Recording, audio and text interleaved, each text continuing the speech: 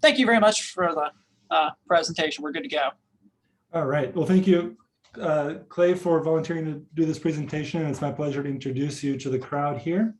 This is Clay Rains. He's a PhD student at West Virginia University, as well as a biological science technician at the USGS National Fish Health Research Lab in Leetown, West Virginia.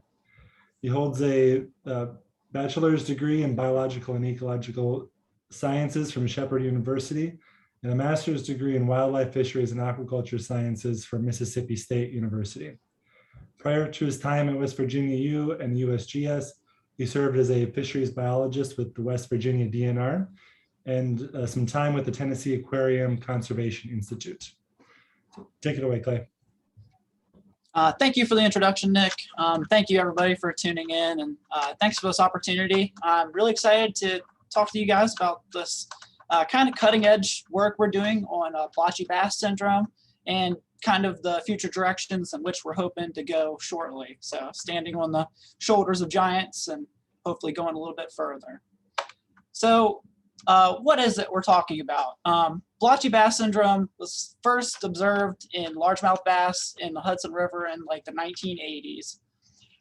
It's been reported in other black bass, but predominantly we've been getting reports of smallmouth bass. We're located in the Mid-Atlantic Eastern Ecological Science Center is. So we've got a pretty robust smallmouth bass fishery, and thus we get a lot of like semi-regional reports. But largemouth bass were technically the first. We also get kind of casual reports and other centrarchids and some lepomids. And it doesn't seem to really matter environment-wise. We do get reports from riverine systems, impoundments. We've started to get some in the Great Lakes, and like it doesn't really matter range-wise also. The coastal range up into the upper watersheds seem to be kind of equally represented across the board. There's some anecdotal evidence that it is observed in the cooler months, so later fall into winter through the spring. But that also tends to correspond with when our savvy smallmouth bass anglers are targeting those larger individuals. So it's kind of a chicken or egg situation that we're still developing our working theories on. And it goes by lots of like wacky colloquial names. Blotchy bass is our preferred nomenclature, but you also get black spot, Dalmatian bass, bass with oil spots, camouflage bass. My personal favorite is shadow bass, which is already a name of a type of bass. So theoretically, you can have shadow bass with shadow bass, and it's just kind of an indication of why we shouldn't use common names. But people have assigned all kinds of causes somewhat arbitrarily. One we see a lot is people say it's a recessive genetic trait. Exposure to contaminants has come up a lot as a possibility, and even radiation, UVB radiation, as a possible cause. So here's what we're looking at. We've got these non-raised hyperpigmented areas on the body surface, on the fins, and sometimes on the mouth. The size of them is pretty variable, so sometimes we're talking essentially pinpricks to pretty large, almost looking like the bottom left picture here, where you have a fish that looks like it was dipped in ink. And the distribution and the patterning is very, very variable. So if you do any like trolling on fisheries message boards, which I both highly recommend and would urge you to avoid doing, you get all kinds of stuff. People are very curious about this. From the early, like the late aughts, you see reports of this, and kind of the same, armchair diagnoses of it's a recessive trait. It's a sign of good genetics. It's a sign of bad genetics. It's a sign of contaminants. And so this is a thing that people are clearly interested about and became a cause of concern to the point where state fish and game agencies have had to weigh in on the record in order to say what their opinions were before, everybody else started getting involved as well. So on some of these message boards and on local fishing groups and on the NANFA Facebook page, I submitted kind of like a little, just a putting out some feelers like, hey, has anyone seen any fish that look like this? Do we have any reports of this where you've been fishing? And I got something like 100 submissions, unique individuals sending in pictures. So just this is kind of that first smattering. Lake St. Clair, Michigan, some here in the mid-Atlantic and Maryland and Pennsylvania, Ohio, as far north as Vermont, which we've got a lot of reports in Vermont, and as far south as Georgia. Looking again at like a little bit more of the distribution, we have confirmed reports from all of these states here in blue. There's probably reports kind of intermixed in the areas in between, but that's what we're ultimately trying to figure out is, how widespread are these reports, and are we dealing with the same thing every time? We just don't know yet. So official investigation really began in Pennsylvania, predominantly in the Susquehanna River. 2012 kind of really got to a head. The angling community is very active in Pennsylvania. The Fish and Game Agency of Pennsylvania is pretty on top of things and really interfaces well with the public and gets a lot of kind of works well with them and listens to their concerns. And there was a pretty big rise in public perception that blotchy bass were kind of coming out of nowhere. And generally speaking, when that kind of thing happens, the first thing the public jumps to is that it's contaminant exposure. So Kelsey Young and Vicky Blazer's crew and everybody else kind of began working, at least documenting to this point of, hey, this is what we have happening, and there seems to be on the uptick. Simultaneously, in Lake St. Clair, Michigan, we're incredibly fortunate that this data set exists.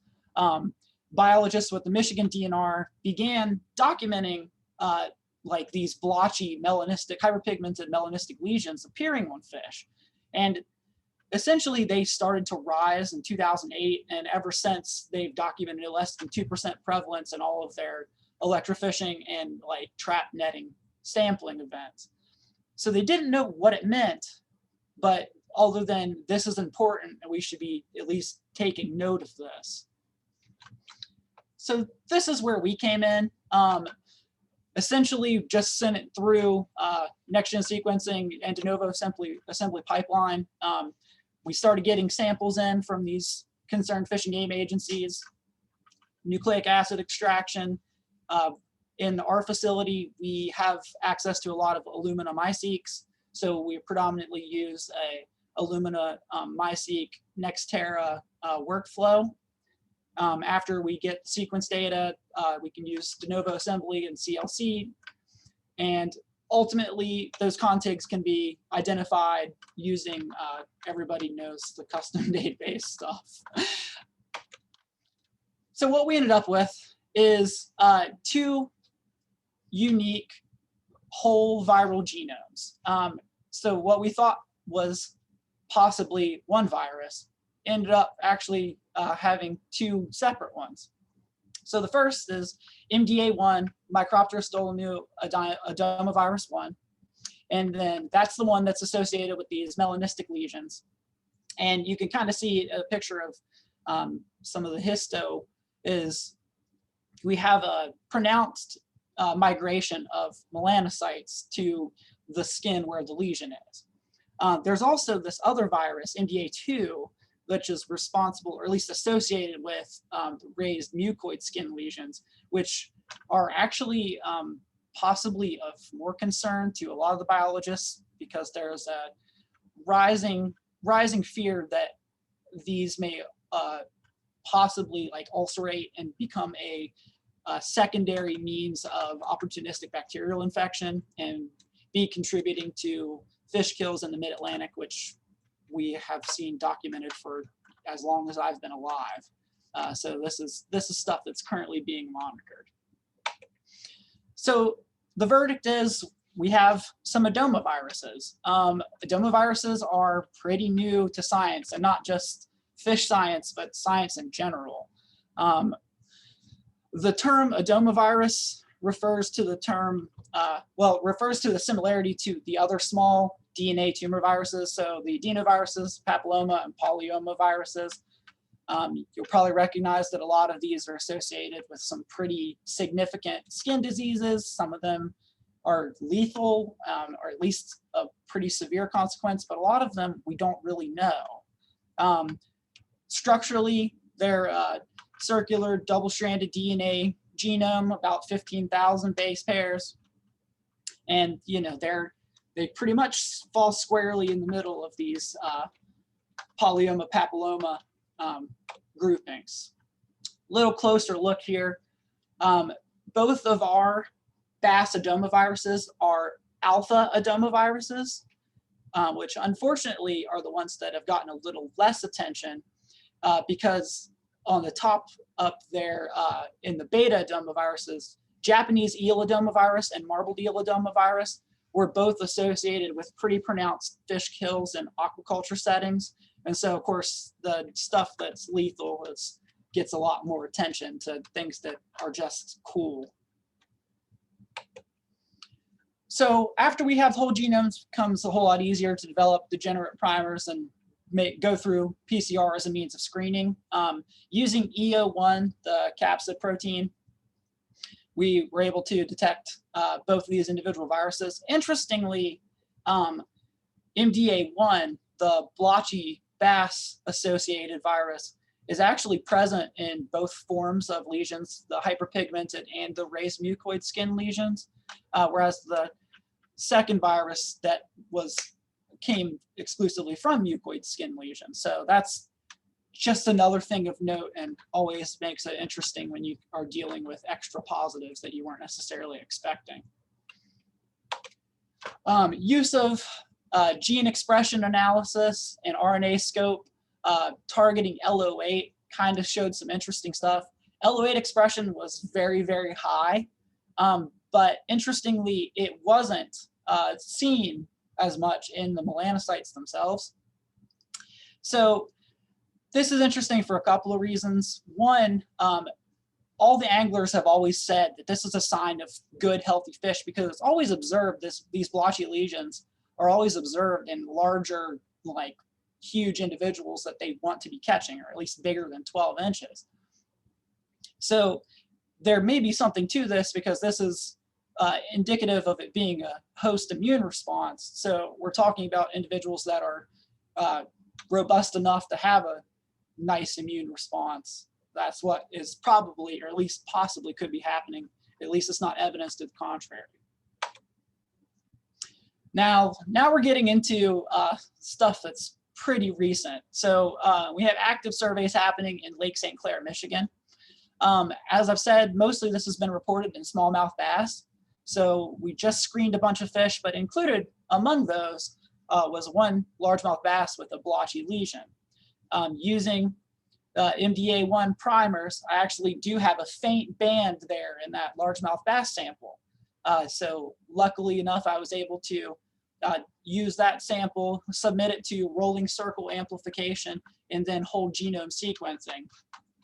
And what we ended up with, hot off the press, looking here at EO1, on the top you have our recently uncovered largemouth bass Adomavirus, and compared to MDA1 from smallmouth, and we only have 87.2% identity there. So this is pretty cool. Looks like we have some differences. Comparison of the whole draft genomes, only 73% identical. So clearly what we're dealing with is a unique and different virus. So that's great. Breaking news as of early this week. But that just leaves us with more and more questions. So a couple of the questions that we're still trying to work with. Does this disease pose a threat to fish?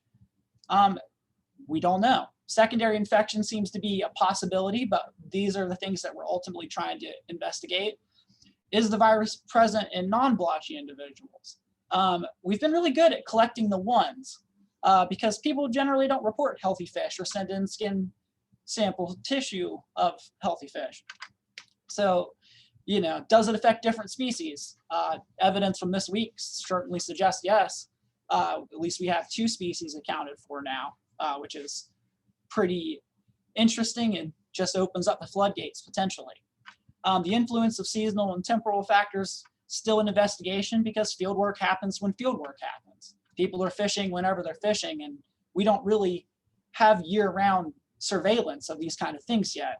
Likewise, on the geographic extent, we're just kind of hoping and guessing that the reports that we've gotten maybe represent the maximum extent or maybe not because people don't know to look, which is ultimately the purpose of this presentation, is to try to get this out there. So ultimately, once we have answered some more of these questions, or at least established some baseline data, it would be great to populate a database with blotchy bass observation metrics so we can kind of have at least a better grasp of all this stuff kind of summarized together. So first step is to create a national blotchy bass task force.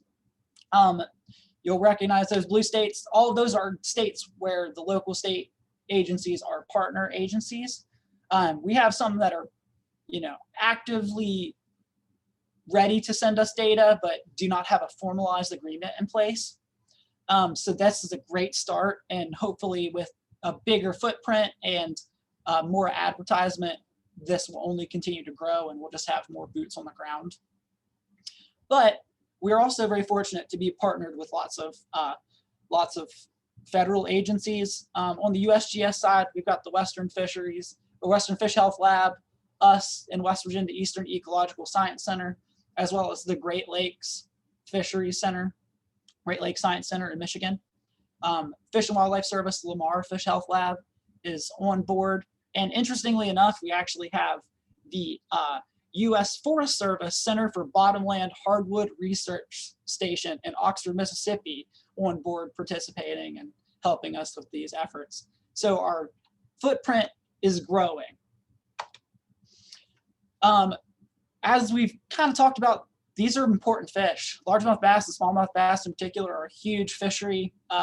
People, the public, and fish managers in general aren't really thrilled about lethal sampling. I'm sure everyone has stories about their interactions with the public, but we've been successful. We're still early on, but we've been successful at extracting viral DNA from scales. So just removal of scales from like the blotchy lesion area usually gets us what we need. Fin clips are another option. We have fin clipping happening for management purposes as a permanent mark all over the place. So this isn't like we're asking for anything above and beyond. This is just stuff that could be tagged along with management practices already happening. Fish gets to live another day and we get some answers. Seems like a perfect marriage. Now, into the stuff that we're a little bit less familiar with and hoping to really grow is the application of citizen science. I've had some luck trolling those message boards and interacting, but that requires a little bit more work and a little, we're not getting everybody. We're kind of targeting very specific kind of isolated groups. But one of the things that's really of interest that we're hoping to exploit are these kayak fishing tournaments. So rise of COVID helped a little bit as far as moving everything to one centralized platform, but kayak tournaments are really growing. Essentially, all you need is a smartphone, a length board, a kayak, and a PayPal account, and you can join any tournament across the country. All of the data are reported as shown in this picture, where you take a picture of the fish, you get a date, a time, fish on a length board, and at least 50% of the fish is visible. So that would be a pretty good way to rapidly collect a couple of points of biological data, some temporal data, and get an image of a fish maybe with a lesion on it. And the smartphone part is kind of important in this. Hopefully everyone is aware of this, but all smartphone images, unless you heavily select against it, come with EXIF metadata, which includes things like the shutter speed, the date, time, but also the latitude and longitude. So essentially from this image right here, assuming that fish had a blotchy lesion, I would know where it was caught, when it was caught, what time it was caught, and whether or not that fish of a certain size or below a certain size have lesions. So I would just be rapidly collecting data. And this stuff already exists out there where it wouldn't even be a manual drag and drop kind of thing. Even though those options exist, artificial intelligence is already being used in these situations where you can determine whether eggs are live or dead in an entire clutch, or you can determine a different species from just an image. So utilizing these already existing artificial intelligence options to just mine through collected metadata and assign values to pictures we already have to populate this database is what we're hoping to do moving forwards. And except in this case, instead of catching criminals, we're just detecting a virus which may or may not have been present for a very long time. And like I said, the end goal is essentially what is already existing, but is hopefully being perfected.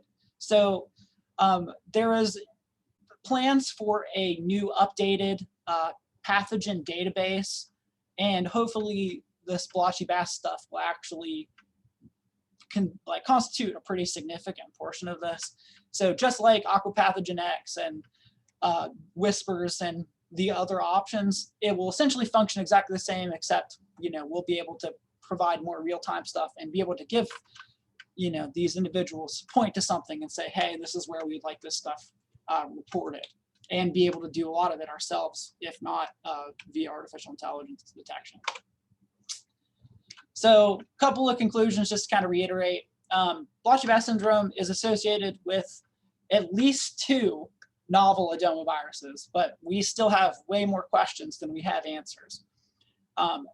It's possible to create an image-based biosurveillance network, and if we're successful in doing so, our coverage is going to expand so far beyond what is actually realistic for our understaffed and underappreciated fish biologists that are out there everywhere. And given the fact that this is a disease with an external presentation that may or may not adversely affect the host, but is visible and can be easily documented with just photographs, this is kind of unique as well as being able to engage citizen scientists to kind of expand our opportunity and to collect more data, especially on the day-to-day collection instead of just discrete sampling events which are happening. So I'll leave you guys with this. As I was trying to pitch this kind of presentation or this project in its infancy to state fish and wildlife agencies, I would describe it and show pictures, and they'd say, oh, like Dottie.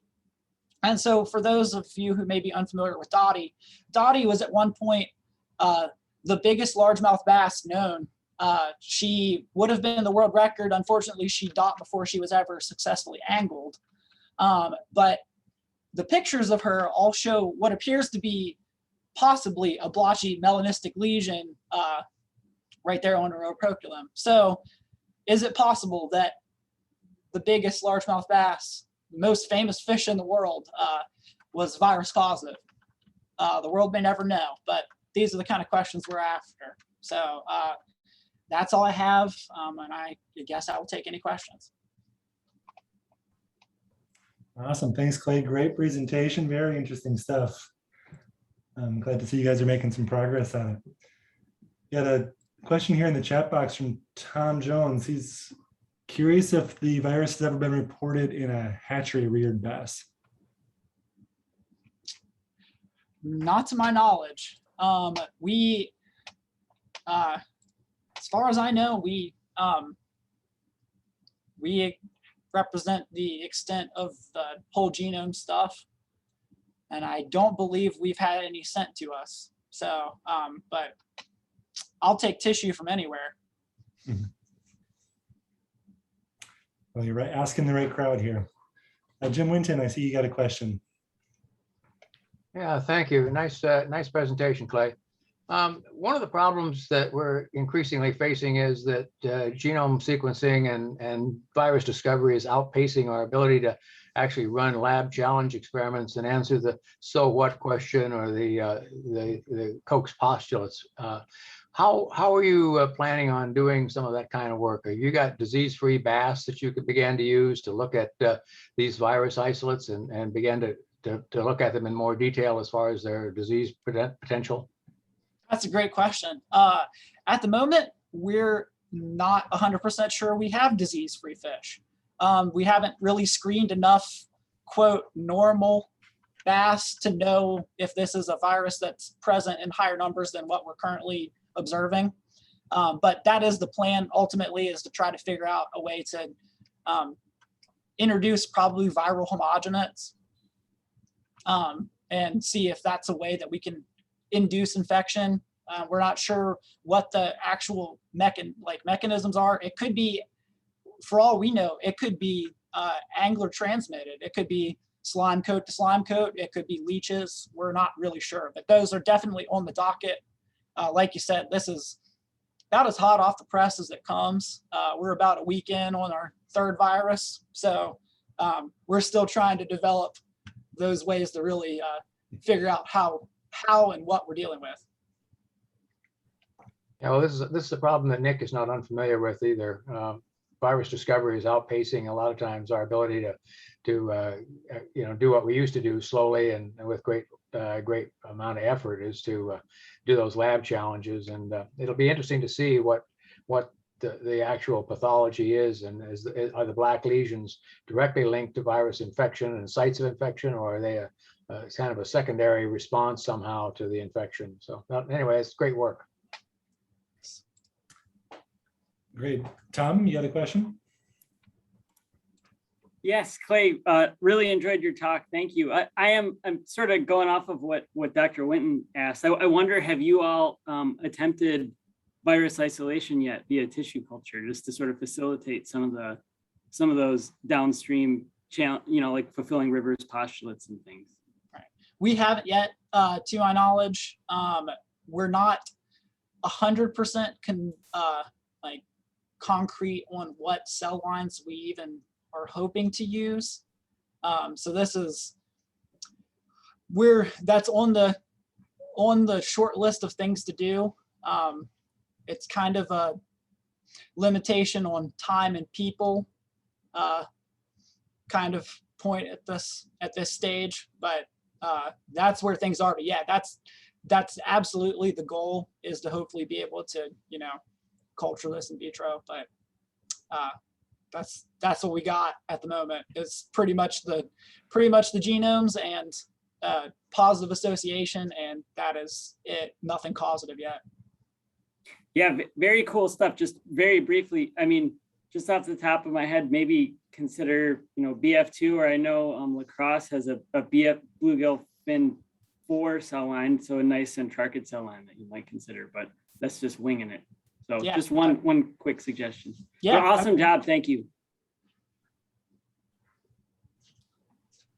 Awesome. Well, thanks a lot, Clay. We're at time, but draw your attention quick to the chat box. Matt Griffin has offered to send some of those links that you shared in your contact information out to the listserv, if that would be helpful to getting more reports sent your way.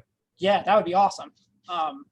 Yeah, I will see if I can get in contact with you, Matt. Cool. Well, there we go.